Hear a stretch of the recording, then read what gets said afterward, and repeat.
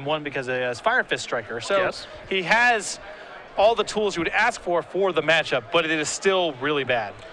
As you like to put it, if the opponent taps 4 mana, you lose the game. You lose the game. You lose any of their 4 drops. Although Titan Strength is good against Domestication, so we can beat that card. Looks like Sidher was able to win the roll, so he will begin things with a Judge's Familiar. If you're Rand sitting here on your winning end, you can't be too happy with the matchup you're seeing here. No, absolutely not. This is about as bad as it gets for mono red in terms of any normal deck in the metagame. And if you're Ricky and you see your opponent lead off with a Rakdos Cackler, you got to be thrilled. Going to fire in here with the Judge's Familiar for 1. We'll see what the turn 2 play is going to be.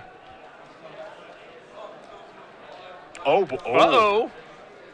So you're saying there's a chance. So we may not have a turn 2 play. So you're saying there's a chance. Looks like Ricky may have taken some mulligans here. So looks like we're going to begin here with Kevin Rand. He can certainly start by attacking for 2, but he might have an Ash Salad or something else to cast. So, yeah, and Ricky's only on 6. There's a Legion Loyalist. In we go for 3. Sidher going to go down to 17. Oh, but ugh. And that was why that land needed to get played before combat. Rapid Hybridization is a really potent trick in this matchup here. I don't think it was on Kevin's radar. Now, he does have a 1-drop to follow up here with. He can play Shock to finish it off or play a backup Cackler, but a misstep there. I think he would have been very well served using a Rumble Belt Maka this turn to trade with that token. Yeah, or actually just beat it straight up in combat. Well, the Maka, obviously. Yeah. You trade the Maka with the token, but, you know, Rand would still have 2 creatures in play. Now he has to fire for Shock, and this exchange is something that Sidher has to be very happy about. It's a good start. He needs to make a land drop this turn, but that was the sequence that Ricky needed to get back into this thing. Does not find a land on the top of his deck, so just has to pass the turn back over to Rand. Draws a copy of Titan Strength. Looks like we're going to have an Ash Zealot here in a moment, potentially. Well, he's contemplating playing the Cackler this turn, so he has access to Battalion next turn. But I think that I would still just, you know, Kevin's hand is bottlenecked on action here. I think I would still play the Ash Cell in this spot just to get the 2-mana spell out of the hand. Titan Strength, going to target Legion Loyalist, so this will be an attack here for 4. Can follow that up with an Ash Cell. It's a use of all your mana for the turn. Yeah, so he's tapping out regardless. I still think I would have preferred Ash Cell here, but I do like the fact that Kevin is using a Titan Strength if he wants to in the spot. Again, mana is going to be at a premium this game, so just tap out every turn. Now we'll have the post-combat Rakdos Cackler will be unleashed. Sidher going to draw a card. He just wants an island. It's just going to be a Cloud from the Raptor. Has to pass the turn back. He does have a Frostburn Weird in hand. Not sure if there's a Tidebinder Mage over there. But what we do know is that he does not have another land. So Rand draws a copy of Robot Maka, but no interest in casting that. It's time to get in the red zone with a little battalion action. There's an attack for 5. And now Ricky's potentially looking at lethal next turn. Ugh. And there is the Nykthos. The one of Nykthos rearing its ugly head. Sidher going to be attacked here for 5 more. He's going to go down to 5. Looks like maybe a Maka and another Maka, and that's going to do it. Kevin Rand's going to win game number 1 here over Ricky Sidher very quickly as he fumbled on lands. Mono red aggro up a game over mono blue. That's big. I mean, winning a game on the draw, he has to for this matchup, and he has to capitalize on those kind of draws from Ricky. Well, we're going to turn our attention to the sideboards here, and things get much better for Sidher. Outside of drawing lands, he does have a Curious Dismissal, 2 Gainsay, 2 Negate, 2 Dissolve, 3 Domestication, 2 Dispel, a Cyclonic Rift, and 2 copies of Jace Memory Adept. Obviously, we love Domestication. It's tough here. Domestication is very powerful, as is Jace. The question is just how many 4-drops you want in your deck. Keep in mind, Master of Waves is lights out in this matchup. It's good enough to win the game on its own. So do you want to be adding a bunch of Jaces and Domestications to your deck as well against a deck that's trying to beat you down? It's tough to say. So I think that Ricky probably wants to go up to something like 7 or 8 4-drops. I don't think he necessarily wants to have the whole package in because he has to be concerned about his mana curve as well. It's 5 mana, Jace, by the way. Other thing, you know, the counter spells here, you know, you can make an argument for Dispel. There is a Cyclonic Rift too. But I think the big card here is Domestication, and we'll see how many, I'm not so much how many he's going to board in, but what he's going to board out. I think the Bidens will come out, and we'll see some other one of will come out here. But on Rand's side, you've got the red deck list in front of you. What do you like? 4 Skullcrack, 4 Eidolon, the Great Revel, 2 Searing Blood, 2 Harnessed by Force, 2 copies of Mizium Mortars. I like 2 Mizium Mortars and 2 Searing Bloods. If Rand's on the play, I think there's an argument for Eidolon, but the Blue Devotion deck is very effective at racing as well. I would not want that card on the draw. Yeah, I don't like Eidolon on the draw at all here. On the play, sure. You can maybe steal a game with that, get 4 points, or, hey, even 6 points of damage. But on the draw, no thank you. Correct. Well, both players will shuffle up here. game number 2 will be underway. Kevin Rand able to steal one, something very important for the matchup. Yep. Big win game 1. Curious to see how he's going to sideboard 2. The Titan strength does give him an important angle in this matchup. It's, it sounds silly to say, but having a good answer to domestication is a huge boon for Kevin in this matchup. Yeah. It's one way to beat it. Yeah, that's for sure. It's the only way to beat it. Well, it's kind of embarrassing, but hey, it gets the job done. Both players going to finish shuffling up here, but we will turn our attention very quickly to, of course, our modern Premier IQs that we're bringing to the Open Series beginning in July. Yeah, we're going to have this. The first one's going to debut in the Baltimore Open.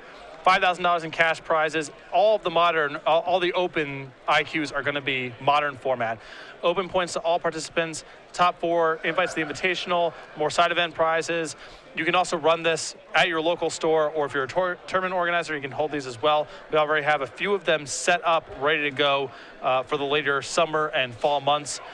We might be able to see that momentarily. But again, we're going to start, you see it here on the screen, Tampa, Tacoma, Knoxville, Denver, and Roseville, Minnesota from August through November. So we already have these lined up and ready to go. $5,000 cash prizes again, 4 invites to the Invitational, Open Series points to all participants. And this is going to be available at every Open starting in Baltimore in July. For you modern enthusiasts out there. And the big thing here is that the schedule changes not only to help you guys, but help us as well. Some of these days can run long. Oh, absolutely. I mean, we're bumping up the Legacy Open an hour earlier on Sundays now. And the Standard Open, we're going to be running the elimination rounds entirely on Sunday as well, which means that instead of, if you make the top 8 of the Standard Open, let's say, you're playing 10 rounds of Swiss. Then you got to meet up with Andrew Stroud and Nick Miller. You got to take photos, fill out paperwork, all that stuff. And then we got to play the quarterfinals. That's a lot of time to run through. And people show up, honestly, on Sundays exhausted. And, we run into issues. Sometimes we're running over the time that we have the tournament hall for all that stuff. So this smooths out the tournament quite a bit. We'll be getting out of here a little bit earlier every Saturday and Sunday going forward, which is good for us, good for the players, good for the staff, good for you watching the event. Yeah. So all this just kind of cleans up a lot of the tournaments. We'll make them end much more around 10 o'clock, 11 o'clock at night, as opposed to midnight, 1 o'clock, 1:30. I think it's just a better experience for everybody. Exactly. Those playing and those viewing at home. Absolutely. So a welcome change that will begin in Baltimore. I know that tournament will be covered by myself as well as Ostap Lebedovic. So looking forward to that. I love going to the Inner Harbor in the city of Baltimore. And while I'm there, hopefully I can catch an Orioles game. And I am going to catch a Paramore concert. Oh, that's lucky. Yes, for sir. You. That's a bit of a jab, I think. Well, Not a big Paramore fan, are you? I'm not, but it's within the realm of I understand why people like it. Okay. So it at least passes that test. Oh, I can respect that. Yeah. I can respect that. Not for me. Judges failure to begin, and we have a Rakdos Cackler on Rand's side. And Sidher, I'm hoping he has a second land this game. Well, it also needs to be a second blue mana. It's a Mutavault. And now there's a Cloudfin Raptor. So Ricky's been having some trouble in these games. And what is a very, very positive match for him. These are ways for him to lose. Oh, for sure. I mean, not having a second blue source of mana creates all sorts of problems. No access to Night Veil Spectre. He may not have a third land for all we know. And then things get really bad. Rand, you see a couple of lands over there trying to figure out exactly what he wants to do. This is 2 mana. And that is an Ash Zealot, so an attack here for 4. It's a good place to start. Sidher down to 16. Great opening here. Ash Zealot's a pretty reasonable threat against mono blue. Yeah. I do not think that Ricky Sidher has a land, my friend. He does have a rapid hybridization here, and if Kevin gets sloppy, rapid hybridization could easily be worth multiple cards. There's Judge's Familiar. That's going to evolve the Cloudfin Raptor.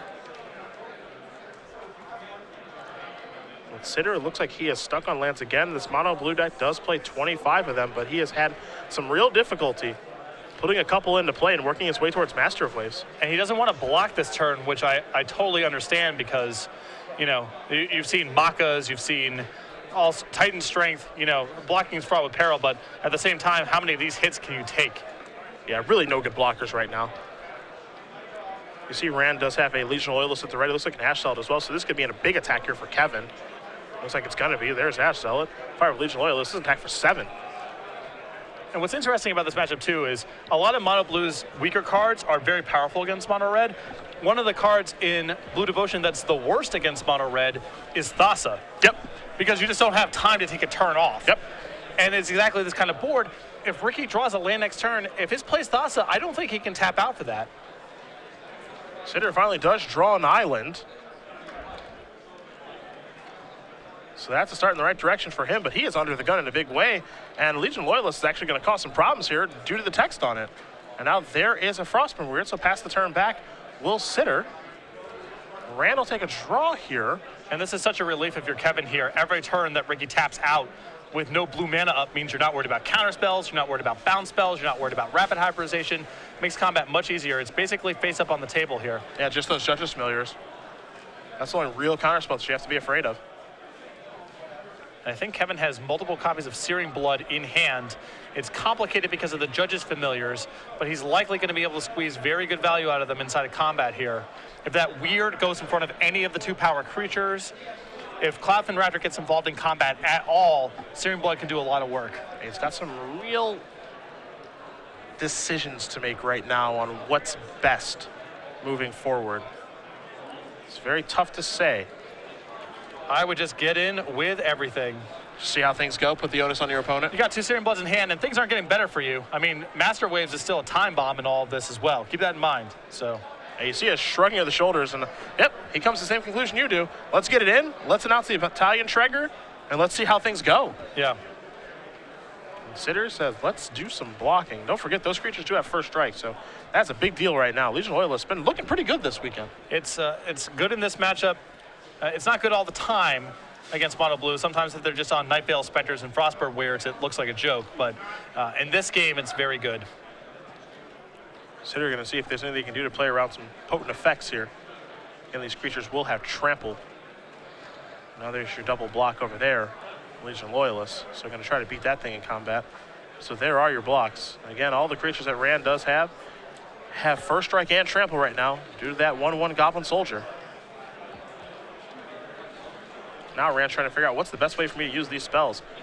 2 Searing Bloods and a Titan Strain. It's a good place to be. Well, he can start off the action here by just trying to Searing Blood the Weird. If that resolves, then he can try to Searing Blood the Raptor. If that involves Ricky sacrificing a Judge's Familiar, then the Legion Loyalist finishes off the other one. Well, there's a Titan Strength. So that's going to be on the Ash Zealot. This is not shabby either. I mean, it's basically the same setup that he's trying to do here. Yep. And it plays a little bit better around the second copy of Judge's Familiar. So there will be some trample damage involved now. You saw the scry take place. I think the important thing here for Sidher is to get that Legion Loyalist off the table, and that's what he's certainly trying to do. If Legion Loyalist dies, it opens up the door for Master of Waves to allow Ricky to get back into this game.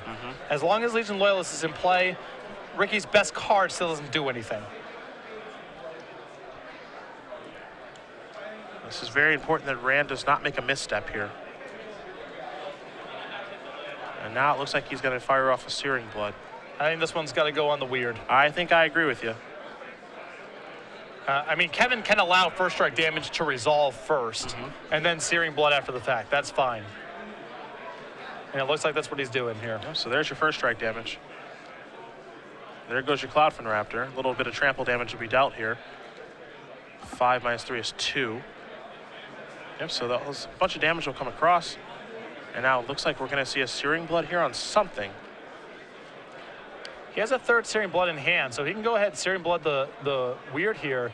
And even if Ricky untaps and plays Master of Waves, the third Searing Blood in hand should finish things off. So there's a Searing Blood taking care of the Frostborn after first strike damage has been dealt. And of course, Judge's Familiar can't counter this. So that's going to bite it too.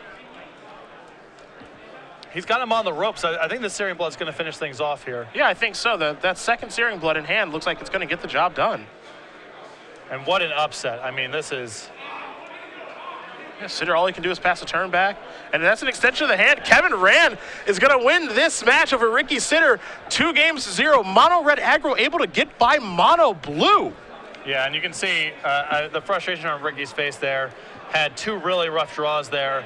His hand in the second game was functional, but obviously not having double blue on turn 2 is really rough there. Kevin's draws were merciless and was able to 2-0 both games on a draw against, I'm sure if you ask Kevin, this is the worst matchup easily in the room for Easily. him. This is easily the worst matchup in the room. This is not the pairing that you want when you're playing for top 8, but he was able to squeak by with some good draws and some tight play, and chances are he'll be able to draw into the top 8 next round. Now, in Kevin's defense here, if you were to build a mono-red list to have the best possible matchup against Blue Devotion possible, he has all the cards you want. Yep. He's got Fire Fist Striker, Burning Tree Emissary, Titan Strength, Legion Loyalist, Cheap Removal. All of his spells are instants. I mean, this is the recipe you would want. Still a horrible matchup, but the cards that Kevin added to his deck that a lot of red decks don't have access to, or the total sum of what Kevin has access to, was critical in beating Ricky that game. Very, very impressive win there for Mono Red Aggro over Mono Blue Devotion. Kevin Rand wins this match 2-0, and again, with any luck, he'll be able to draw into elimination rounds, and it looks like we may have a red deck in the top 8. Yeah.